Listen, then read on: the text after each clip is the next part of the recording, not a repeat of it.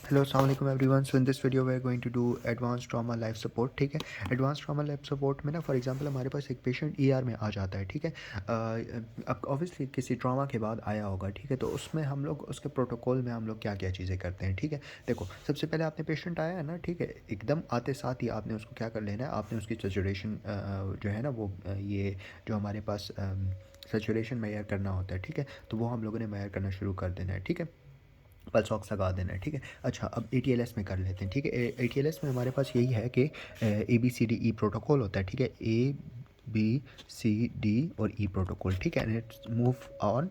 ठीक है, लेकिन these are the main things that should be done. ठीक है, लेकिन इन सब ABCDE से पहले हमने एक सी करना होता है। ठीक है, अब सी में हमारे पास क्या चीज़ें आ जाती हैं। सबसे पहले आपने क्या करना है, कंट्रोल करना है ब्लीड को। ठीक है, ब्लीड को कंट्रोल करने के लिए हम लोग क्या करते हैं ना, ठीक है, फॉर एग्जाम्पल अगर हमारे पास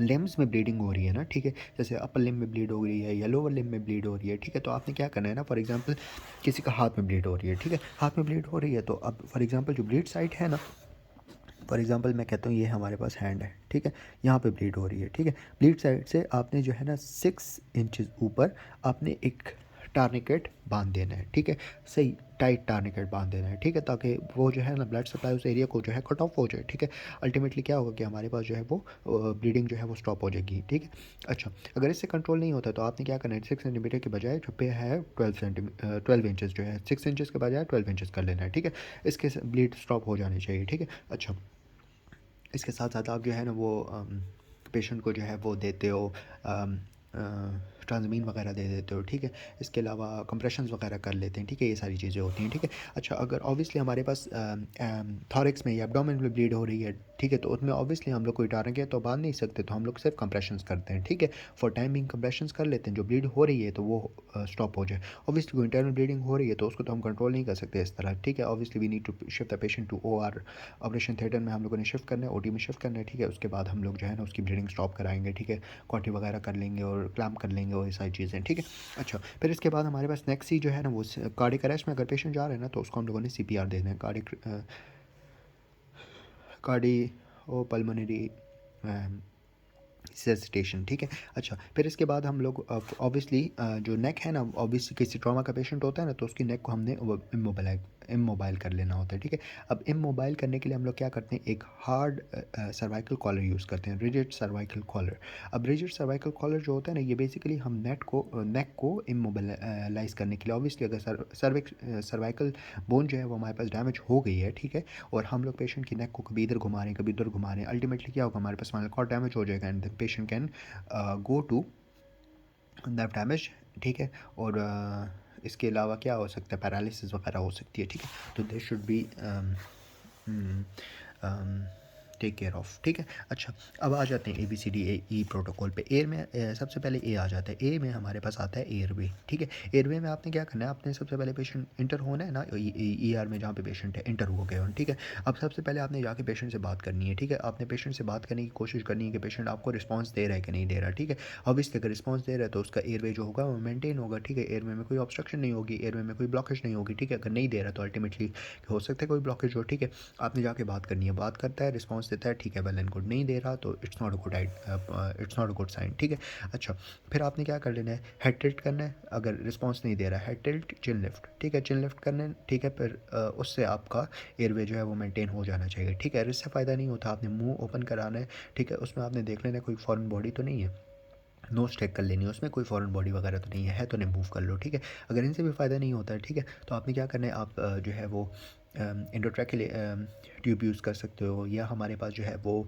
हम लोग जो है वो सुप्राग्लॉटिक एयरवे यूज़ करते हैं। ठीक है, ओरोफेरेंजियल एयरवे वगैरह यूज़ कर लेते हैं, तो उससे हमारे पास ठीक हो जाना चाहिए। ठीक है, अच्छा अब हम आते हैं ब्रीदिंग पे। ठीक है, ब्रीदिंग में हमने क्या करना है ना, कि पेशेंट ब्रीथ कर रहा है कि नहीं कर रहा। ठीक है, ब्रीदिंग में हम क्या करते हैं, रिस्पिरेटरी एग्जामिनेशन करते हैं। ठीक है, देख लेते हैं ट्रैकिया जो है वो सेंट्रली है कि नहीं है, चेस्ट एक्सपेंड हो रहा है कि नहीं हो रहा। हम लोगों ने चेस्ट जो है उसकी ऑस्कल्टेशन कर लेनी है, उसकी हम परकशन कर लेते हैं। ठीक है, स्पॉन्टेनियसली हमारे पास साइमल्टेनियसली हमारे पास जो है वो पल्स ऑक्स लगा होगा। ठीक है, वो उससे हमें जो है वो सेचुरेशन वगैरह पता लगती जाएगी। ठीक है, अब सेचुरेशन हमें पता लगती जाएगी, फॉर एग्जांपल पेशेंट की सेचुरेशन आ रही है 80 81 82 इस तरह। ठीक है, या इससे नीचे आ रही है। ठीक है, तो उसमें हमने क्या करना है, ठीक है, तो उसमें हम लोग लगाते हैं डायरेक्ट, आपने NRM पे चले जाना है, ठीक है। नॉन ब्रीदेबल मास्क होते हैं, ठीक है, जो आपके 10 to 15 लीटर्स ऑफ ऑक्सीजन जो है 15 लीटर्स ऑफ ऑक्सीजन तक हमें सप्लाई कर लेता है, ठीक है।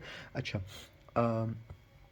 इसके अलावा ना अगर पेशेंट हमें पता हो ना कि सीओपीडी का पेशेंट है ना, ठीक है, क्रोनिक ब्रोंकाइटिस है या एम्फाइसीमा वगैरह का पेशेंट है, ठीक है, तो उसमें हम लोग क्या करते हैं, उसमें हम लोग कभी भी एनआरएम यूज़ नहीं करते हैं, ठीक है। उसमें हम वेंचुरी मास्क यूज़ करते हैं, ठीक है।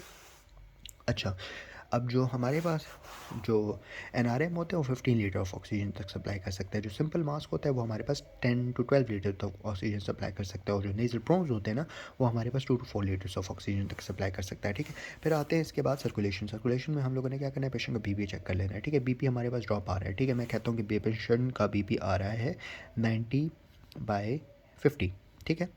अच्छा, इसका मैप कितना आ रहा है, इसका मैप हमारे पास आएगा 40, ठीक है। मतलब मैप मीन्स के सिस्टोलिक प्लस माइनस डायस्टोलिक का डिफरेंस, ठीक है। तो इसमें हमने ऑब्वियसली बीपी कम आ रहा है, ठीक है, इसको हमने मेंटेन कराना है, ठीक है। तो इसमें हम लोग क्या करते हैं ना कि या तो हम इसको हम करेक्ट करने के लिए या तो हम लोग बेसिकली प्लाज्मा वॉल्यूम एक्सपेंडर्स देते हैं ना, ठीक है।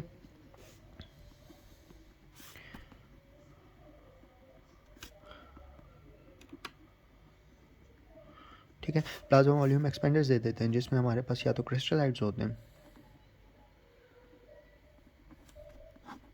या तो हमारे पास कोलोइड्स होते हैं, ठीक है, कोलोइड्स, ठीक है। अब क्रिस्टलाइड्स में हमारे पास जो है वो रिंग लैक्टेट आ जाते हैं, नॉर्मल सेलाइंस आ जाते हैं, डेक्सट्रोज सेलाइंस आ जाते हैं, ये सारी चीज़ें, ठीक है। या तो हम कोलाइड्स दे देते हैं, कोलाइड्स में हमारे पास जेलेटिन होता है, एल्ब्यूमिन होता है, ठीक है, सही है, ये सारी चीज़ें आ जाती हैं, ठीक है। अच्छा, या हम लोग ब्लड ट्रांसफ्यूजन वगैरह भी कर लेते हैं, ठीक है। अब इसमें एक और बात आपने याद रखनी है ना,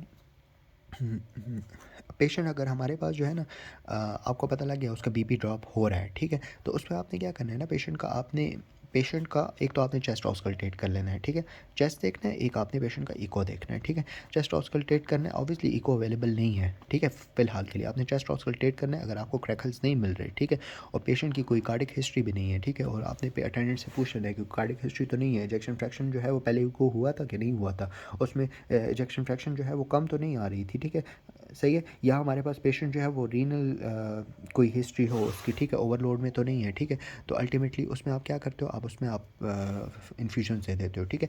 अब इन्फ्यूजन जो होती है ना, ऑब्वियसली अगर हमारे पास नॉर्मल पेशेंट है ना तो उसमें हम लोग क्या करते हैं, 500 ml नॉर्मल सेलाइन डला लेते हैं, ठीक है, स्टार्ट कर लेते हैं, स्टार्ट में देते हैं, ठीक है। 10 to 15 मिनट्स में हम लोगों ने उसको ख़त्म करना होता है, ठीक है। बीपी कंट्रोल हो जाना चाहिए, ठीक है। इससे फ़ायदा नहीं होता रिपीट करो, फिर फ़ायदा नहीं होता रिपीट करो, फिर फ़ायदा नहीं होता रिपीट करो, ठीक है। 2 लीटर्स तक आप जा सकते हो।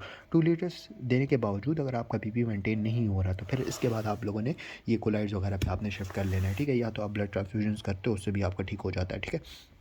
अब अगर ऑब्वियसली अगर चेस्ट एक्सरे में हमें प्लूरल फ्यूजन मिल रही है या चेस्ट में हमें क्रैकल्स मिल रहे हैं ऑस्कल्टेट करने के दौरान, ठीक है, तो उसमें आप जो है ना ये 500 के बजाय फिर 200 या 250 तक आप चले जाते हो, ठीक है।